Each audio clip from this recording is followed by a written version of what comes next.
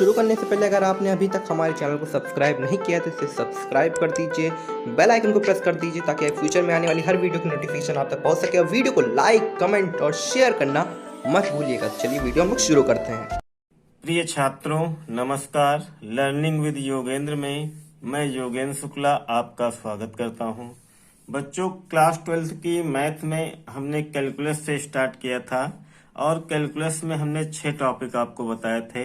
सातत्य, अवकलनीयता, अवकलन, अवकलन के अनुप्रयोग, समाकलन और समाकलन के अनुप्रयोग। बच्चों, इसमें हमारा जो पहला टॉपिक था सातत्य, कॉन्टिन्यूटी, ये कंप्लीट हो चुका है। अब हमारा दूसरा टॉपिक जो है अवकलनीयता है, डिफरेंशियबिलिटी। तो बच्चों, आज हम लोग यही टॉपिक शुरुआत करेंगे, लेकिन इस टॉपिक को शुरुआत करने से पहले हम आपसे एक रिक्वेस्ट करते हैं। अगर आपके पास वीडियो देखने के लिए अभी समय है तभी ये वीडियो अभी देखें। अगर आपको कोई कार्य करना है तो उस कार्य को आप पहले निपटा लें, उसके बाद इत्मीनान से आप ये वीडियो देखें, तभी ये कॉन्सेप्ट आपको पूरी तरह से क्लियर होगा। ठीक है बच्चों, अब हम चलते हैं अपने टॉपिक पर। तो आज का हमारा टॉपिक है अवकलनीयता। बच्चों, मान लीजिए माना हमारे पास कोई एफ जो है एक वास्तविक फलन है। एफ कैसा है? वास्तविक फलन है। वास्तविक फलन है। माना एफ एक वास्तविक फलन है तथा ए इसके प्रांत में कोई बिंदु है। ए क्या है? इसके प्रांत में कोई बिंदु, डोमेन में क्या है? कोई बिंदु है, प्रांत में बिंदु है। तो इसलिए बिंदु ए पर, बच्चों आप ये पढ़ चुके हैं 11th क्लास में, बिंदु ए पर फलन एफ, बिंदु ए पर फलन एफ का अवकलन, फलन एफ का अवकलन किस प्रकार ज्ञात करते हैं? निम्न सूत्र से ज्ञात करते हैं। सूत्र कौन सा है आपका? है यह है आपका एफ डैश ए बराबर limit h tending to 0 f a plus h minus f a upon h. बच्चों, इस सूत्र के द्वारा भी हम अवकलन जो है ज्ञात कर सकते हैं। तो सबसे पहले एक बार पुनः देखते हैं कि हमने क्या माना कोई हमारे पास फंक्शन है, वो क्या है? एक वास्तविक फलन है। इसमें हमने मान लिया ए, इसके प्रांत में क्या है? कोई बिंदु, अर्थात वो भी क्या है? एक वास्तविक फलन है। इसलिए बिंदु ए पर, इस बिंदु पर जो भी बिंदु दिया गया हो, एक स्थान पर और कोई भी बिंदु हो सकता है, तो बिंदु ए पर जो फलन एफ का जो अवकलन होता है वो क्या होता है और किस सूत्र से ज्ञात करते हैं? तो उसका सूत्र बच्चों ये होता है f dash a limit h tend to 0 f a plus h minus f a upon h. बच्चों, इस अध्याय में हम एक बिंदु पर फलन की अवकलनीयता का अध्ययन करेंगे। हमें यहाँ पे किसका अध्ययन करना है?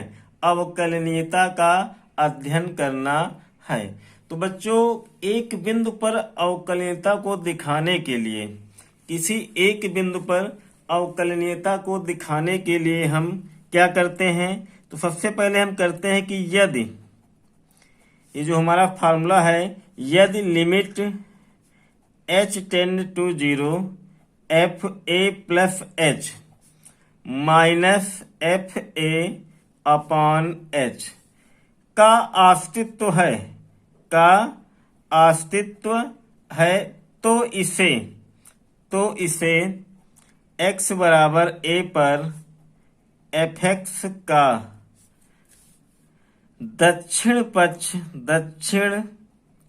पक्ष अवकलज कहते हैं। दक्षिण पक्ष अवकलज कहते हैं, अर्थात राइट हैंड डेरिवेटिव, RHD। क्या कहते हैं? RHD। और इसे RF डैश ए से प्रदर्शित करते हैं। इसे किससे प्रदर्शित करते हैं? RF डैश ए से प्रदर्शित करते हैं। बच्चों, इसको हम पुनः समझते हैं कि किसी एक बिंदु पर अगर अवकलनीयता को हमें दिखाना है तो हम क्या करते हैं यदि limit h tending to zero, जो जो उपरोक्त सूत्र है, अगर इसका क्या है अस्तित्व है, तो इसे x बराबर a पर, x बराबर a पर fx का दक्षिण पक्ष अवकलज कहते हैं, अर्थात RHD या RF डैश कहते हैं। तो इसके लिए जो फार्मूला होता है हमारा वो हो जाएगा आपका R F डैश A, या इसे F डैश A प्लस 0 से भी प्रदर्शित करते हैं। ये आपका हो जाएगा limit H tending to 0, limit H tending to 0 और F A plus H minus F A upon H। तो इस प्रकार बच्चों हमारे लिए राइट हैंड डेरिवेटिव का फार्मूला आ गया है। इसे किससे प्रदर्शित करते हैं? आर एफ डैश ए से प्रदर्शित करते हैं। बच्चों इसी प्रकार हम लेफ्ट हैंड डेरिवेटिव के लिए फार्मूला लिख सकते हैं। तो इसी प्रकार लेफ्ट हैंड डेरिवेटिव के लिए जो हमारा फार्मूला हो जाएगा, इसे किससे प्रदर्शित कर देंगे? एल एफ डैश ए।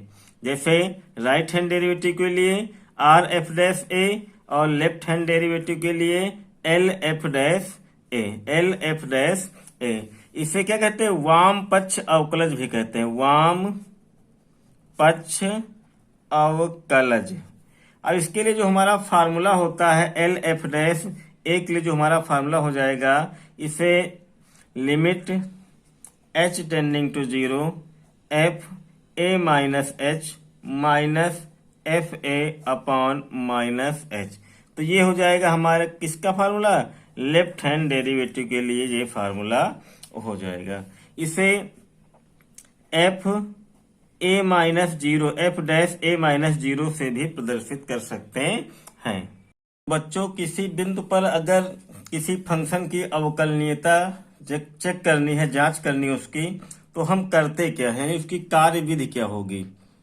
कार्य विधि जैसे कि कोई भी बिंदु हो, एक्स बराबर ए हो या एक्स बराबर 1 हो या 2 हो, तो इस बिंदु पर दिए गए फंक्शन की अवकलनीयता कैसे चेक की जाती है? तो सबसे पहले ज्ञात क्या करते हैं? सबसे पहले अगर मान लीजिए कोई फलन दिया गया है, फलन क्या है? एफ एक्स है।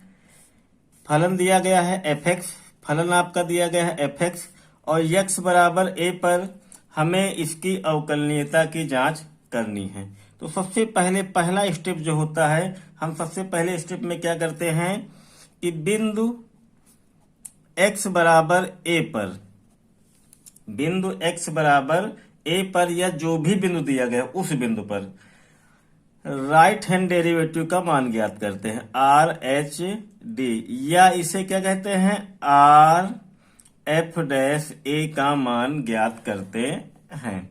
आर एफ डैश ए का मान ज्ञात करते हैं।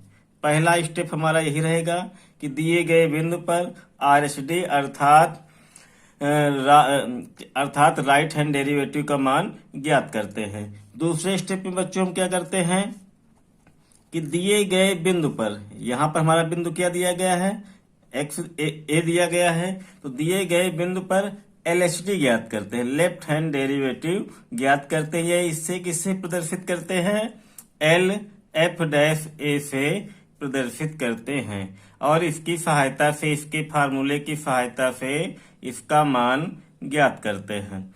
मान क्या करते हैं? ज्ञात करते हैं।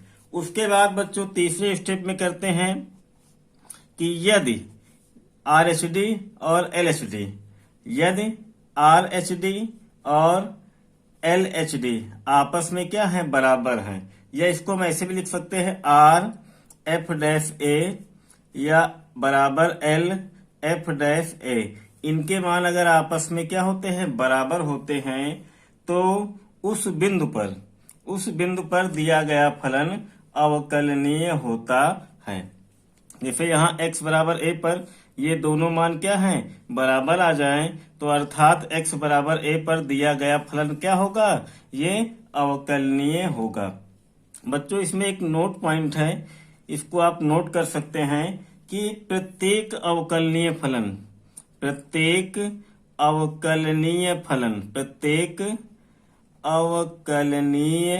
फलन ये क्या होता है? सतत होता है। प्रत्येक अवकलनीय फलन सतत होता है और प्रत्येक सतत फलन अवकलनीय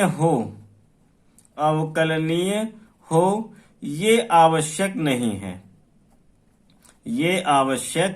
नहीं है। अर्थात इससे आप क्या समझते हैं कि अगर कोई फलन अवकलनीय है तो इसका मतलब वो क्या होगा? सतत होगा। अगर कोई फलन अवकलनीय है तो वो क्या होगा? सतत होगा। लेकिन अगर कोई फलन सतत है तो वो अवकलनीय हो ये जरूरी नहीं है। वो अवकलनीय हो भी सकता है और अवकलनीय नहीं भी हो सकता है।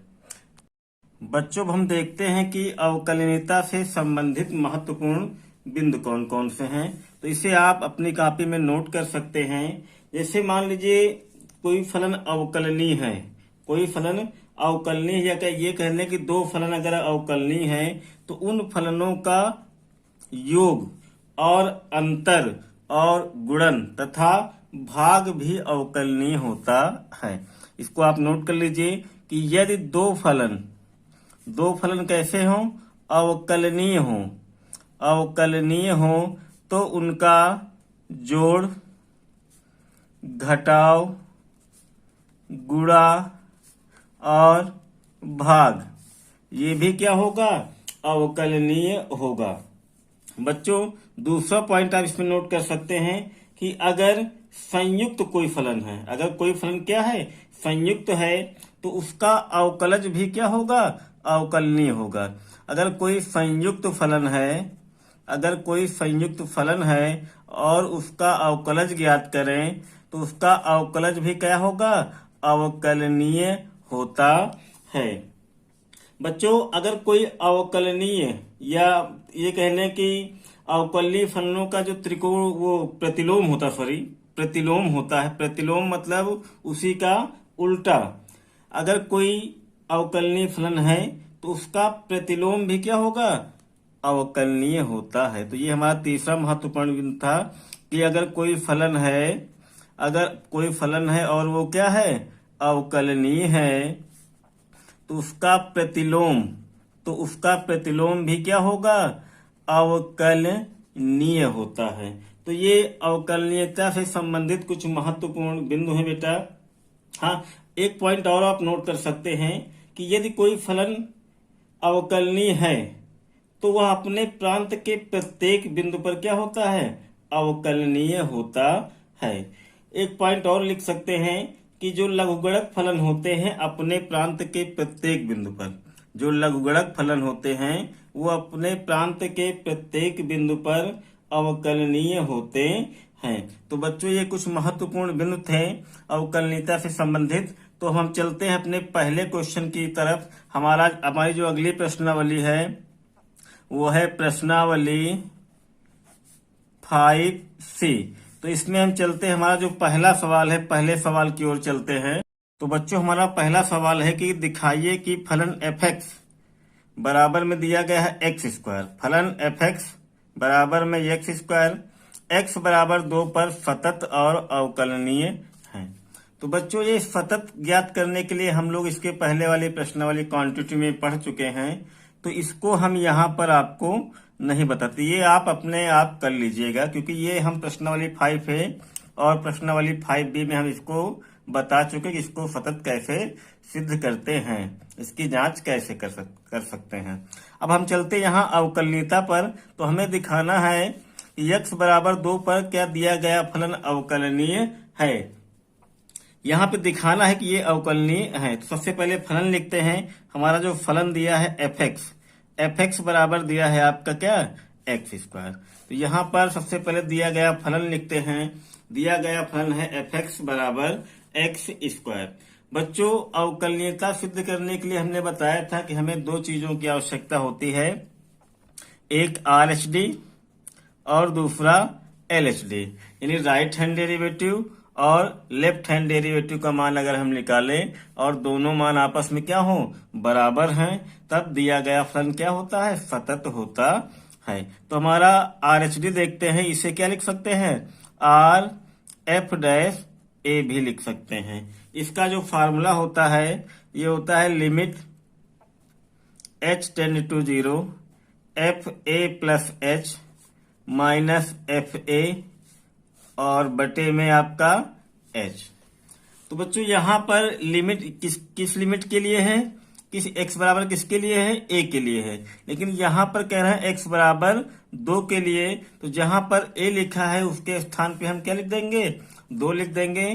तब हमारा ये फार्मूला हो जाएगा r f dash two equal में हो जाएगा आपका limit h tending to 0 f a के स्थान पर 2 plus h minus f a के स्थान पर 2 और बटे में आपका है h। तो बच्चों ये हमारा निकल के आ गया। अब बच्चों यहां से हमें थोड़ा समझना है, ये पॉइंट अगर आप समझ गए तो आपका सवाल जो है सॉल्व हो गया। देखिए यहां पर 2 प्लस एच किस पे है, दिए गए फंक्शन पर हमें किसका मान रखना है, क्या रखना है मान, 2 प्लस एच रखना है। और यहाँ पर दिए गए फंक्शन में जो हमें मान रखना है वो क्या रखना है, 2 रखना है। तो बच्चों देखिए यहाँ पर जो हमारा दिया गया फंक्शन है वो क्या है, एक्स स्क्वायर है। तो बच्चों हम एक्स के स्थान पे यहाँ क्या रखेंगे, 2 प्लस एच रखेंगे। यानी हमारा जो फंक्शन यहाँ पे क्या है, एक्स स्क्वायर है। यहाँ पे जो फंक्शन है वो भी क्या है, एक्स स्क्वायर है। लेकिन यहाँ पे जो फंक्शन है वहां एक्स के स्थान पे हम क्या रखेंगे, 2 प्लस एच रखेंगे। तो ये हमारा हो जाएगा लिमिट h टेंडिंग टू 0। यहाँ फंक्शन क्या दिया, एक्स स्क्वायर, तो एक्स के स्थान पे क्या रखेंगे, 2 प्लस एच और इसके स्थान पे क्या है, स्क्वायर, इस एक्स का क्या है, स्क्वायर दिया गया है। उसके बाद माइनस F2। तो हमारा जो दिया गया फंक्शन क्या है, एक्स स्क्वायर है। अब एक्स के स्थान पे यहाँ क्या रखते हैं, 2 रखते हैं। तो ये आपका हो जाएगा 2 और एक्स का स्क्वायर, तो यहाँ हो जाएगा 2 का स्क्वायर और ये बटे में आपका है h। बच्चों इसको आगे सॉल्व करते हैं। ये आपका हो जाएगा limit h tend to 0 2 plus h का होल स्क्वायर। ये आप खोल सकते हैं a प्लस बी के होल स्क्वायर के फार्मूले से, आप इसको हल कीजिए। तो ये आपका हो जाएगा a स्क्वायर यानी 2 का स्क्वायर, b स्क्वायर यानी h का स्क्वायर और प्लस 2ab, 2a के स्थान पे 2 और b के स्थान पे h और माइनस 2 का स्क्वायर और बटे में आपका क्या है, h है। देखिए 2 का स्क्वायर प्लस में, यहाँ 2 का स्क्वायर माइनस में, ये आपस में क्या हुए, कैंसिल हो जाएंगे। तो ये आपका हो जाएगा लिमिट h टेंड टू 0। अब ये आपका आ गया h स्क्वायर और प्लस 2 दूनी 4 और साथ में गुणे में क्या है, h और पान बटे में क्या है आपका h है। अब इसको सॉल्व करते हैं, लिमिट h टेंड टू 0। अब देखिए h यहाँ पर भी है, h यहाँ पर भी है, तो h हमारा क्या हो जाएगा, कॉमन आ जाएगा, h कॉमन आ जाएगा। तो यहाँ बच जाएगा आपका h प्लस 4 और बटे में क्या आपका h है। तो यहाँ h से h क्या होगा, कैंसिल आउट होगा। तो ये आपका बच जाएगा लिमिट h टेंड टू 0 और ये आपका हो गया h प्लस 4। अब अगर हम यहाँ पर लिमिट का मान रखते हैं, h बराबर 0 रखते हैं, तो यहाँ पर r f डैश जो 2 है इसका मान आ जाएगा कितना, 4। तो r f डैश 2 का मान आ गया 4 अर्थात r h d का मान आ गया 4। तो बच्चों इसी प्रकार हम l h d का मान ज्ञात करते हैं। अब हम l h d के लिए चलते हैं, इसी तरफ लगाते हैं सवाल हम। तो l h d का जो फार्मूला हो जाएगा हमारा l h d, ये आपका हो जाएगा limit h tend to 0 f a minus h minus का एफ ए और बटे में हो जाएगा माइनस का h। बच्चों एल एच डी को हम क्या लिख सकते हैं, एल एफ डैश ए भी लिख सकते हैं। तो यहाँ पे देखिए जो लिमिट है वो x का मान, x का मान जो है यहाँ पर a है, लेकिन यहाँ जो हमारा सवाल दिया गया है इसमें x बराबर कितना दिया गया है, 2 दिया गया है। तो इसलिए इसे a के स्थान पे कितना लिखेंगे, 2 लिखेंगे। तो ये हमारा हो जाएगा limit h tend to 0 f a के स्थान पर 2 माइनस h और माइनस में f a के स्थान पर 2 और बटे में आपका क्या है, माइनस का h है। तो ये आपका हो जाएगा लेफ्ट हैंड डेरिवेटिव। अब देखिए यहाँ पे जो 2 माइनस h है ये दिया गया फंक्शन है वहां पर उस फंक्शन में क्या रखा जाएगा 2 माइनस एच, और हमारा दिया गया फंक्शन जो है वो क्या है एफ एक्स बराबर कितना है एक्स स्क्वायर है। तो बच्चों हम यहाँ पे x के स्थान पे क्या रखेंगे 2 माइनस एच, तो हमारा हो जाएगा limit h tend to 0, x के स्थान पे यहाँ रखेंगे 2 माइनस एच और इसका क्या है स्क्वायर, तो यहाँ भी क्या लगाएंगे इसका स्क्वायर माइनस, अब दिए गए फंक्शन में क्या रखेंगे 2 रखेंगे क्योंकि यहाँ f2 दिया गया है, तो ये आपका हो जाएगा 2 का स्क्वायर और बटे में क्या हो जाएगा माइनस एच। अब बच्चों यहाँ पे फार्मूला लगेगा a माइनस बी का होल स्क्वायर, क्योंकि क्या लिखा है यहाँ पर 2 माइनस एच का होल स्क्वायर, तो ये हमारा हो जाएगा लिमिट h टेंड टू 0। अब ये a माइनस बी के होल स्क्वायर से खोलेंगे तो ये आपका हो जाएगा 2 का स्क्वायर प्लस h का square minus 2ab 2 into 2 into H और माइनस 2 का स्क्वायर और बटे में हो जाएगा आपका माइनस एच। अब यहाँ पे देखिए ये आपका 2 का स्क्वायर और 2 का स्क्वायर ये क्या हुए आपस में कैंसिल हो गए, तो ये आपका हो जाएगा लिमिट h टेंड टू 0। अब आपका बचा यहाँ पर h स्क्वायर माइनस 2 दूनी 4h और बटे में आपका हो गया माइनस का h। अब बच्चों यहाँ से अगर हम h कॉमन ले लें तो ये आपका हो जाएगा limit h tend to 0, h common लेते हैं तो ये बच जाएगा आपका h माइनस 4 और अपॉन में क्या है माइनस h, तो h से h कैंसिल हुआ तो ये आपका हो जाएगा लिमिट h टेंड टू 0। देखिए माइनस यहाँ का भी बचा हुआ तो माइनस हम आगे लिख लेते हैं और h माइनस 4। अगर हम h का मान रखते हैं यहाँ पर तो h का मान जब रखेंगे तो ये माइनस h के स्थान पे 0 और माइनस का 4, अब माइनस माइनस क्या हो जाएगा आपका प्लस हो जाएगा, तो ये आपका गया 4, अर्थात एल एफ डैश ए का जो मान आया है वो भी कितना आया है 4 आया है। अर्थात हम यहाँ पे देखते हैं कि जो RHD है RHD और LHD आपस में क्या है बराबर हैं, इसको हम लिख सकते हैं आर एफ डैश ए या एल, इसको लिख सकते हैं एल एफ डैश ए, दोनों के मान क्या है समान, इसका भी मान 4 है और इसका भी मान 4 है। अतः x बराबर 2 पर दिया गया फलन x बराबर 2 पर दिया गया फलन क्या है अवकलनीय है।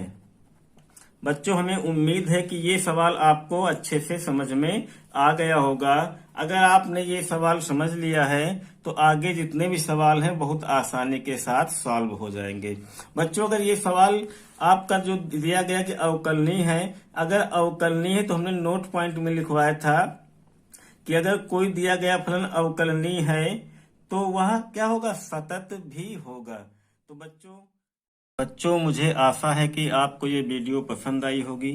यदि आपको ये वीडियो पसंद आती है तो हमारे चैनल को सब्सक्राइब कीजिए, इस वीडियो को लाइक कीजिए और अपने दोस्तों में शेयर कीजिए। बहुत बहुत धन्यवाद।